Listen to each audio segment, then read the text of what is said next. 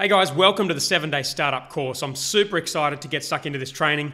In this module here, it's the first pre-module to the course. I'm going to be going through what the 7-Day Startup concept is, a bit of backstory on me and how I came to this idea. And by the end of this module, I think you guys will be super fired up to get stuck into the 7-Day Startup. So this little picture was the only piece of evidence on the internet that I could find from a HR manual that I discovered when I was at university. I was studying HR at the time, and I used to have a nasty habit of doing my assignments the day before they were due, and it never really worked particularly well for me until I discovered this manual in the library, and it was this CCH Ultimate HR Manual. And this pretty much had every answer to every single HR question that had ever been asked in the history of HR. And so for every assignment we had, all I really needed to do was go to this manual and kind of steal all the little bits and pieces from it for the assignment. So if there was questions on hiring people or training people or firing people or performance managing people, there was a process in this manual that told you exactly how to do it.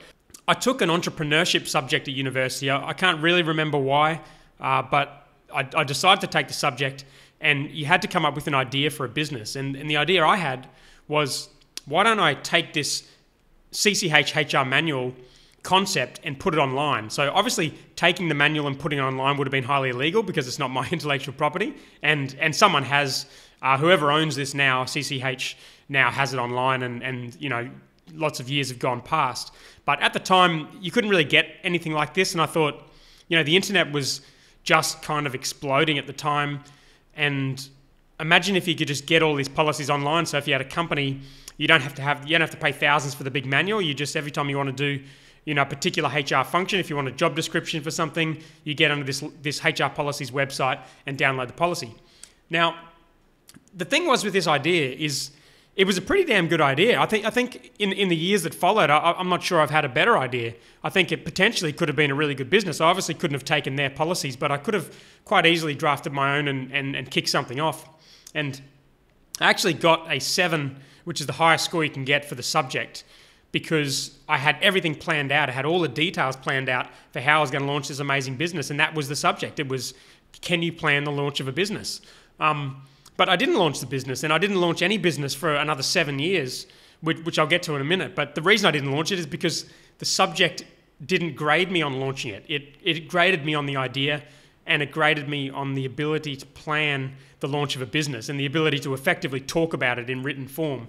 And that's the kind of mentality that I think a lot of people have about being an entrepreneur. They see it as something that you plan out, you think about, you talk to your entrepreneurial friends about, but they forget about the most important thing, which is to actually launch the business.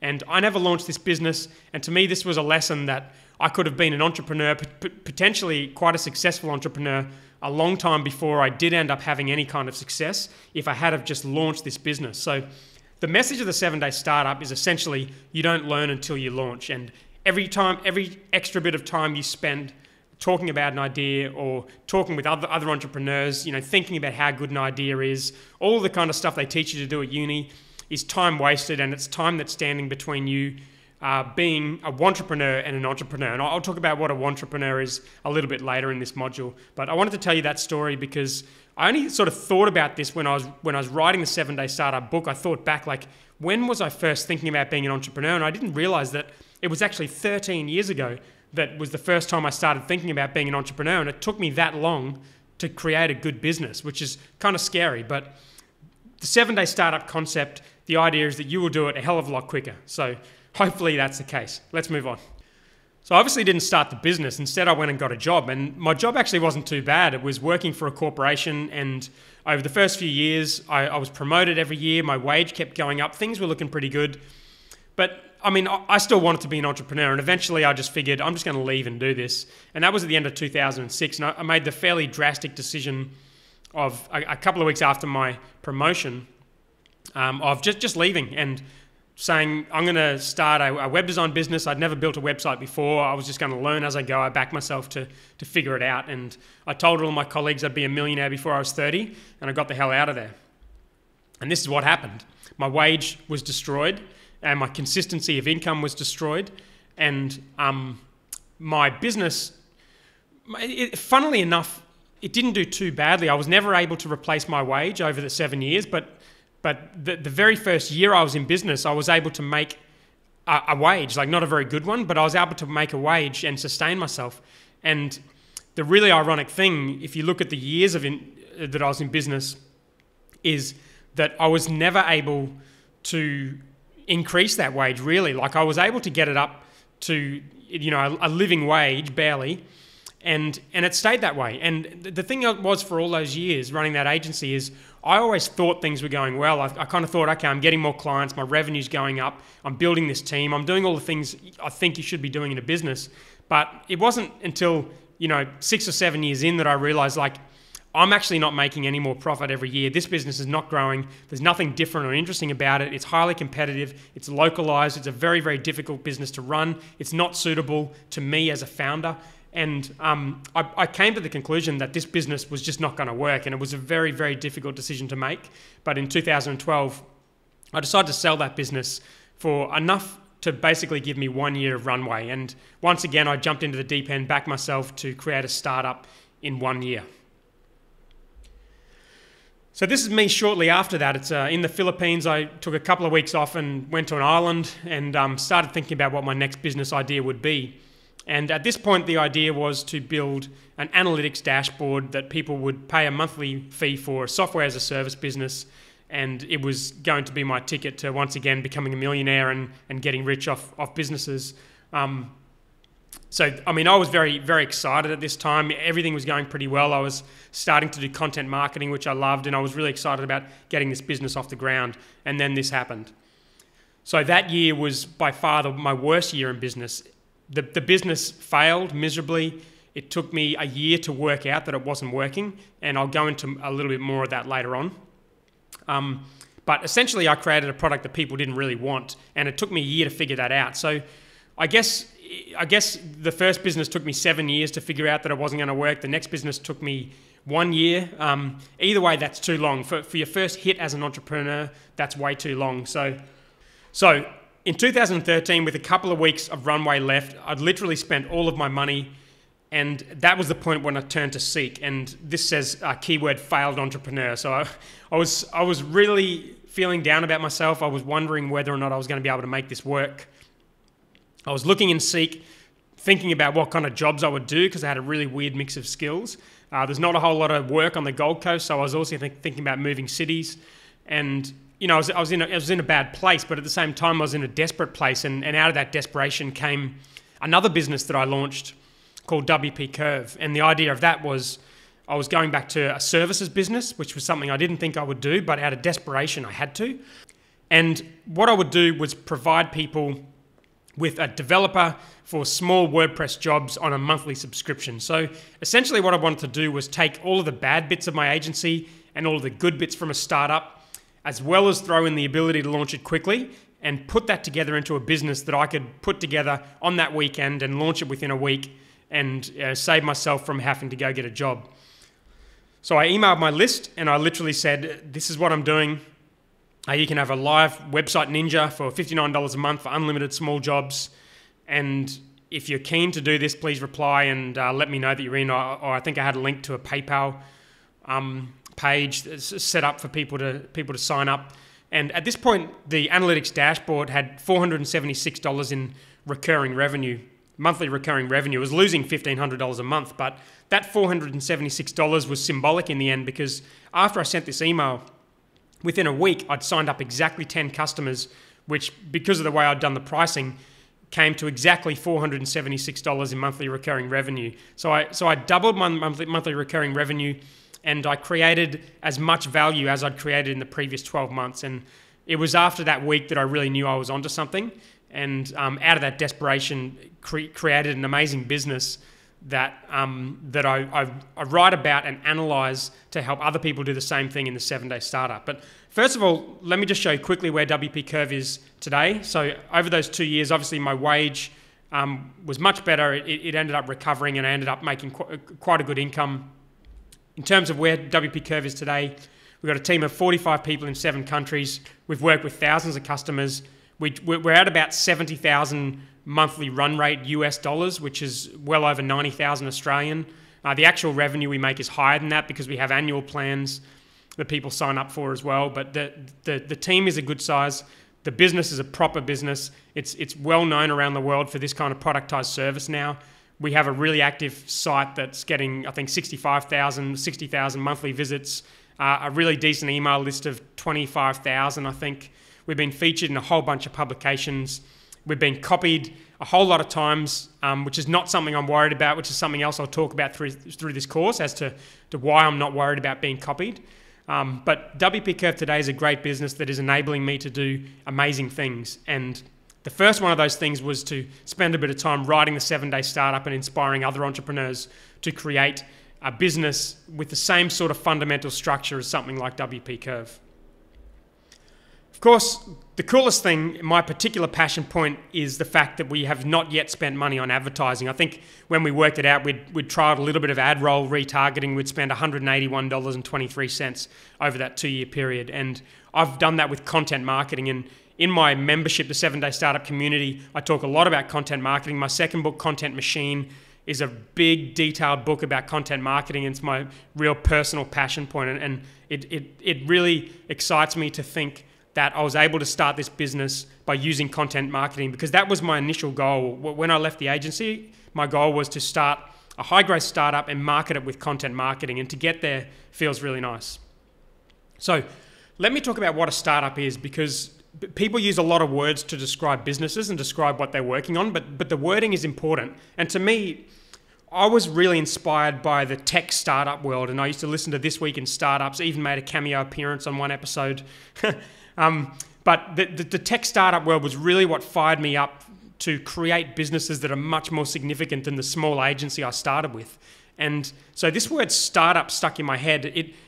Originally I sort of thought, okay, well, a startup is something you need to go through an incubator for and get investors on board and go through that traditional startup path. But when I really thought about it, I thought, no, as a self-funded entrepreneur or a bootstrapped entrepreneur, you can have a startup. You don't have to follow that traditional path. You need to make a few changes, and you need to make sure it is an actual startup, but you can do it. And to me, a startup is significantly more exciting than a normal business. So what is a startup? A startup has high impact potential. So to me, if you're thinking about revenue, I'm talking about a multi-million-dollar business. When I start a business, I want it to have 10,000 customers. I want the potential to be there to have tens of thousands of people impacted by this business. It can't be a small franchise, it can't be a small agency, a localized business. That's starting a business, that's working for yourself. It can't be freelancing. This is something that is going to have a big impact, whether it's financial impact or general impact if it's a not-for-profit, some kind of impact on the world. It's got to be big impact. To me, it's not a startup unless it's big impact. The second thing is it has to have high levels of innovation. And this doesn't necessarily mean you have to invent something or you have to have crazy technology, but you need to be doing something different than what other people are currently doing. Now, this is tricky because when you start something quickly, it's kind of hard to be really innovative in doing that. But this only has to be a very small tweak. You can go into an existing profitable market where people are paying for solutions already with something that is a small tweak on what's currently happening, and to me that qualifies as being innovative. So I think a startup needs to be innovative, or else it's not really a startup. It's just going and doing what other people are doing. And it's very risky to go in and do exactly what other people are doing. It's a recipe for disaster when it comes to being an entrepreneur. So you need to innovate in some way if you want to build a startup. And with that, a high impact potential and high levels of innovation does come a high level of uncertainty. And some people aren't comfortable with that, and I try to limit that. I think the 7-Day Startup is an awesome way to limit that uncertainty that you have when you're starting a startup. But there is going to be uncertainty. I've created a lot of businesses over the years. Most of them have failed, and that is just a reality of startups. There is a very, very good chance that whatever you create is going to fail, and that's why it's important to do it quickly. So the 7-Day Startup idea is about learning after you launch and learning as quickly as you can, and that is because startups are inherently risky, and to some extent, you can't stop that uncertainty. So I want to talk about this concept of idea, execution, and hustle. And this is something that bugs me a little bit because you hear a lot of entrepreneurs saying, you know, ideas don't matter, execution matters. But to me, it's not actually true. Like, ideas really do matter. And on day one of the 7-day startup, we're going to be going into a lot of detail about how to choose an idea that has the most chance of being a successful idea for you. And I've got a bunch of criteria that we're going to go through in order to choose that idea. But every successful startup I see has some kind of idea that is interesting in some way. It might not be a world-changing invention, but it is a good idea. So ideas are important. Execution is extremely important, and I define execution as your ability to produce something that is at a world standard. So it's on par with the best in the world. When you create a website, it's got to be as nice as the best in the world. When you create your service, you've got to offer a service that's as good as the best in the world. Now, this is not going to be easy as a self-funded entrepreneur, and sometimes you don't hit the mark, but you have to aim high, you have to execute well. If you don't execute well, you will be compared to companies who are executing well, and you're not going to come off good in that comparison. So execution is hugely important, and having a group around you to give you feedback and to make sure you're on track, and just setting your benchmark really high to make sure that you think you can execute something to the highest standard, to the standard that big funded companies are executing things, is really, really critical to me. And hustle, of course, is to me just doing the right thing at the right time. It's like, it's not getting distracted with things that aren't relevant to you. It's solving the problem you have at that time and doing it with gusto. So that's what hustle is. It's getting shit done. And I know that you're the sort of person who gets shit done because you've been attracted to this 7-day startup concept and you're watching this training course. So idea execution hustle is just a good way to think about starting a business, think about some of the components that go into a successful business. Of course, there are other things that are luck and timing come into it. I'm not going to sit here and say that all you need is a good idea that's well executed and the ability to hustle. But these are the things that you have direct control over that I think will be your best chance at creating a great business. So this really cool quote here, which is often attributed to Abraham Lincoln, I think incorrectly: "Things may come to those who wait, but only the things left by those who hustle." I really like that. So why start a business in 7 days? Now, there's a few reasons why I think you should start a business in 7 days. I've addressed some of them already in this training module, but let's talk briefly about validation. So the first reason to start a business in 7 days is to entirely skip the concept of validation. And entrepreneurs have become obsessed with this idea of validating their idea, and I hear it all the time. And I've written this book as a way of giving entrepreneurs an alternative to validation because I think in a lot of cases validation does not work. And these are some cool examples I've got from what I was thinking about validation when I was doing my analytics startup. These were some of the things that people were telling me. Dan, thanks for helping me solve a problem most of us face every day, and great work. I use this product frequently, haven't recommended it to a few people. That guy did not end up becoming a paid customer. So this was someone using the free version of the product, telling me it was amazing, and I thought, well, that's cool, that validates my idea. I'm not sure if this email will make it to you, but you've managed to build a software most of us wish we already did. So this was a free customer who was using the product, never became a paid customer. And all I charged for this was $9 a month when I first put up the buy now button. And these guys, as well as loads of others, didn't even become paid customers. So, I mean, it was a situation where they were giving me good support. They were sort of saying they wanted this and supporting me as an entrepreneur, but this was not solving a big enough problem for them to want to pay for it. And I didn't know that until I asked for their money. There are lots and lots of examples like that, and lots of reasons why validation doesn't work as well. And this idea of like asking people what they think is a horrible way to validate an idea. Getting press in the tech publications, I had that written down as you know, if I get a lot of press, then that means my idea is good, which was just crazy. But I sort of thought like that's in a way some kind of external validation. And I was covered by Mashable and the Next Web and places like that, and I thought, wow, this is really going to be doing something. I got thousands of visits, a bunch of free signups, but people didn't become paid customers because it wasn't solving a big enough problem. I had, I think, 4,000 on my email list after a couple of months of allowing free people in a pre-launch. Again, often touted as a way to validate an idea, put up a page and see how many people opt in. Well, I had 4,000 opt-ins for a business that was a total disaster. So email opt-ins do not work. Free users do not work. Tech press didn't work. I surveyed people, specifically asked if this is a problem for them, if they'd pay for a solution. People who said yes did not pay for the product. Surveys do not work. I want to take this a step further and say that even people paying is not necessarily validation. I see a lot of people doing pre-sales on ideas or like crowdfunding campaigns. And this is like a really cool way to build some noise about something, but people get really excited about new things. And if you want to build a business, I think about business as like a slow burn. It's going to be, this month's going to be good, next month's going to be good, the month after is going to be good, and eventually you'll get that month-on-month growth, and over a long period of time, that will turn into a significant business. I don't see them as big launches where, you know, it takes over the world and all of a sudden you just create a business out of thin air. So the idea of monetizing people who are just excited about you launching is, I think a really dangerous thing to do. So I would be careful, even if someone wants to pay for something, even if you want to pre-sell them on something, I don't think that necessarily means it's going to be a great business. I think the best way and the only way to validate a business for a bootstrapped entrepreneur is to launch the business and pay attention to what happens after you launch. Now, why else do you want to do something in 7 days? Work more efficiently is really important. As I said in my university days, I learned that if I did the assignment the day before, I would get shit done. And this is not always the best way to work, of course, doing stuff the day before, but I've seen thousands of people try this 7-day startup idea and people really kick ass in those 7 days. So there is definitely a lot to be said for just giving yourself a goal, giving yourself a week and putting your business out there in that week. And I want you to be an entrepreneur, not a wantrepreneur. So a wantrepreneur is someone who wants to be an entrepreneur, and this is how I define it.